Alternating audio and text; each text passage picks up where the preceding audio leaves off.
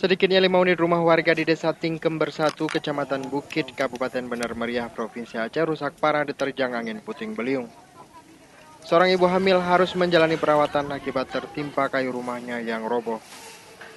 Warga setempat mulai membersihkan sisa puing-puing bangunan rumah mereka. Bahkan sebuah rumah milik Kiswanto rata dengan tanah. Warga mengaku trauma akibat peristiwa tersebut. Pemerintah setempat telah mendirikan tenda darurat untuk warga yang rumahnya rusak parah. Korban angin puting beliung mengharapkan bantuan selimut dan peralatan memasak. Saya sendiri masih dari kemarin sampai hari ini saya masih trauma, masih agak ketakutan saya melihat kejadian seperti karena baru itu saya lihat puting beliung begitu besar.